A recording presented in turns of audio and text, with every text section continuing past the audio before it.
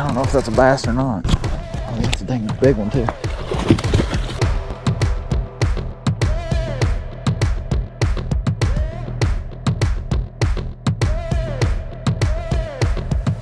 Today is elimination day. We're in a good spot. We're sitting in third place. We've got like a 24-pound buffer over the cut line, which is phenomenal. Days are changing, conditions are changing, things are warming, so it's never gonna be easy, but hopefully we can find some stuff, one that's gonna be protected tomorrow. So we got some big winds coming tomorrow, some rain coming tomorrow. The goal's 20, 25 pounds, and we're gonna practice it. Just gotta go powder my nose.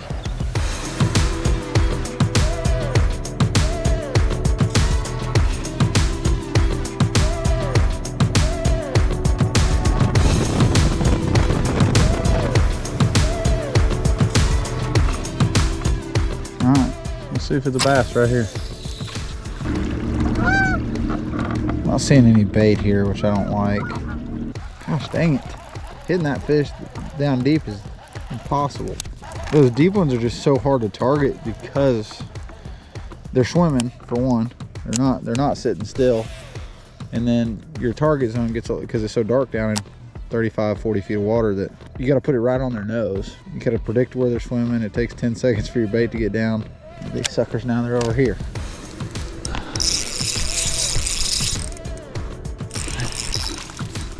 First one. He might go 2 pounds. He's not very big, but 2 pounds, 0 ounces. We'll take it.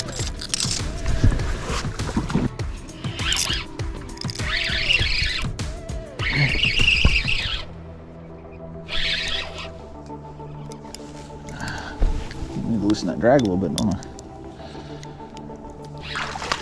2 pounds, 12 ounces. A little fatter one. It's incredible how many casts it can take to entice one of these fish.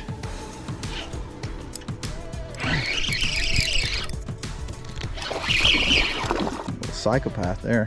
Not a big one, but we'll take him. His score. 3 pounds, 2 ounces. Not a big fish, but they're just built so thick. All right, that's a good cast right there. He bit it and didn't get it.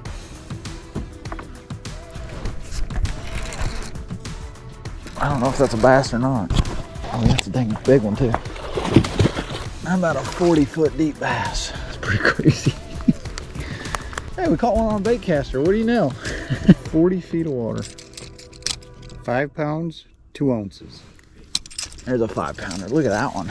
Saw that fish tight to the bottom in 40, so I've been throwing a real light weight. And I've seen some fish down deeper, and I went and bought some 1/2 and 3/4 ounce heads and just rigged me up like a heavy Damiki. And that fish dropped it on his noggin down there in 40 and got in a bite. The heavy head paid off. I'm sitting there holding it, it just like goes slack, and I'm like, no way. Look, he's chasing bait right there. Look, look, look. He's chasing one individual piece of bait. I just saw that fish on live scope come to the surface, and then I see a minnow he's chasing. Tells you what they're eating.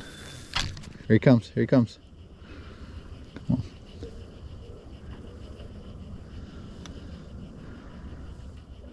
Oh gosh, it's a good sized fish too. He's off of it. It looked like a good sized fish. Hard to know for sure.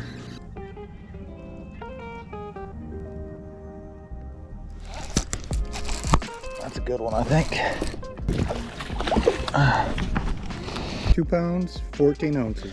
Yeah, when I bought a bait caster, forget a spinning rod, man. Those ones down deep, if you can get a bait to them, they're dumber. See, I'm catching these fish deep enough where if I was putting them to the weigh-in, I'd have to fizz them, and it'd be a lot of stress on them. So it's nice I'm able to let them swim straight back down to the bottom. 2 pounds, 14 ounces. 42 feet of water, largemouth bass. Who'd have thunk it? So it's incredible. I mean, live scope, it just teaches you so much about fish behavior, things that we as anglers never knew before. Growing up, I fished Toledo Bend a handful of times, you know, fished team tournaments here and stuff. And I always hated Toledo Bend because I was like, man, those fish just live out in the timber. There's no way to catch them. Now we have a way to target those fish and kind of understand their patterns and behaviors. And it's really, really cool. And it explains a lot why fishing can be so tough in the winter and early spring. Oh. That was sick. So flipping 4-pounders on the old nitranium, huh? 3 pounds, 12 ounces. 3 3/4. Not a bad fish. We're having some fun, huh? And the good thing is we're not fishing anything we fished this week. Oh, come off, dang it. I don't think they were very big, but still, I don't usually lose those. I think that's crappie. Bacalhau. Nice one too. Not a bad first stop for a practice stop, huh?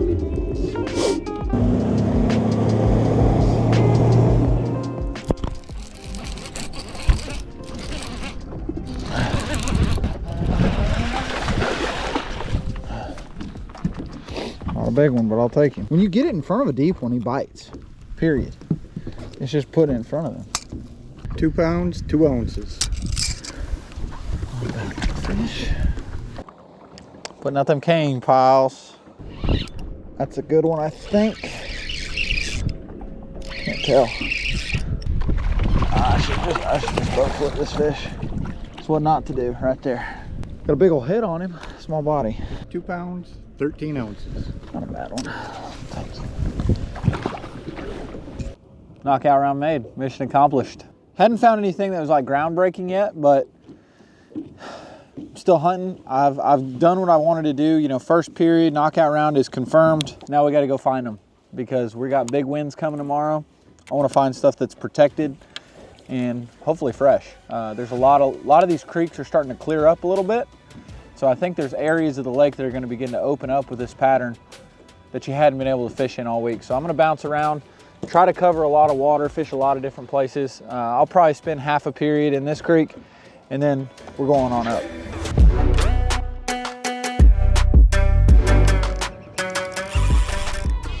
Maybe a decent one, I don't know.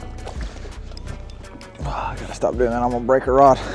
2 pounds, 12 ounces.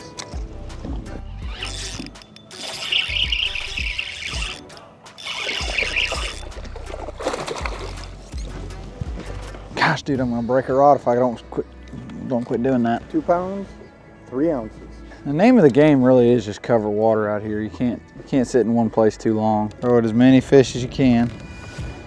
That's a big one, if it's a bass. I think it might be a catfish. I think it's a catfish. Boy, I thought I had me a big in there, boys. Just scope around, pan around, see if I don't see anything. I mean, this is perfect like swim bait weather. Stick out, but I'm halfway tempted to go throw a swim bait around for a minute. You know what, I can't take it anymore. I gotta throw a swim bait around a couple docks. Gotta give the people what they want, you know? I think people are tired of watching live scope for at least a minute. There's gonna come a time here in the next 3 weeks that you're gonna be able to come through here and get absolutely mauled off of some of these docks. Boy, these people love them some brush piles, let me tell you.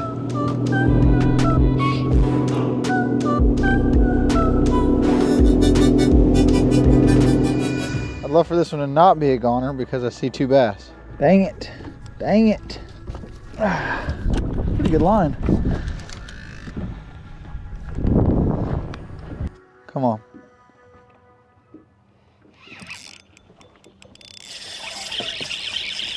Not bad, not a giant.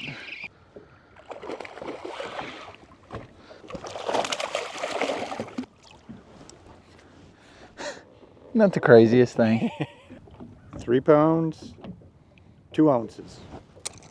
Actually locked in at 3.3. 3.3, all right. I don't know where I want to start tomorrow. I don't know where I want to start. Ugh. Well, first off, there you go. Let's get it. First knockout round of the year. A little bit of extra money, a few extra points. What'd you figure out? I figured out that it is not happening everywhere. Just kind of got some stuff out of my system. Ran into some other creeks, like places I got bit in practice that won't be in my head tomorrow. You know, we're gonna have some bad weather tomorrow, some strong winds, and moving around's not gonna be easy. So I used the calm weather that we had today to, you know, sample little pieces of several different creeks. And most of it I didn't like, which is kind of a good thing. There is value in eliminating water, and we eliminated a lot of it this afternoon. Dude, he's gonna crunch my rims right here. Oh well. Down right here. Thanks, dude. I don't know what he said, but thank you. All right, Tyler, I'm ready to get out of this parking lot. You ready to get hamburger? Yeah, I'm ready for a Got a hamburger. split second before you leave. What are you looking at? What are you waiting for? So I don't know, something amazing, I guess. These millennials and their phones. Scoping, bro. Dude, I'm tired of allergies. I'm tired of them. Constantly feeling like I've got some fairy up in my nose, a little feather going like that. I'm trying to figure out where I want to go scoping tomorrow. So this will all be pretty protected. How about we don't give everybody my exact location here? I might not. I mean, honestly, with the wind coming, I might not catch jack tomorrow. It's very possible. So we've got a crazy weather day coming tomorrow. We've got a really strong wind out of the south. Then we've got completely switching wind, straight east, pretty strong. We've got a trailering policy tomorrow. Where to launch is going to be a huge, huge factor. For guys like myself that are fishing deep, the wind is not really your friend. Even though it may make the fish bite better, it just makes it incredibly difficult to chase the fish and do all that. But we don't have any shallow fish found, so we're committed to the deep game. I'm just trying to get a game plan together, and you gotta really know, like, while the conditions may suck, everybody's facing the same conditions. It's not me versus 10 other guys. It's me versus the bass, and I'm gonna do whatever I think gives me the best chance to catch me a couple big old bass. We didn't catch any big ones today. We had a 5-pounder. Hopefully tomorrow we pull into one of them real big ones, because I was catching like 2 7s a day in practice. I need me some of that in my life. If you guys want to see me catch 2 7s tomorrow, subscribe to the channel. The next video is hopefully going to be a banger. Last one that was a banger is up here. Yesterday was pretty dang fun. Caught some big ones. 26 something on my best 5. Stay tuned for the next episode. It's going to be a wild one on Toledo Bend.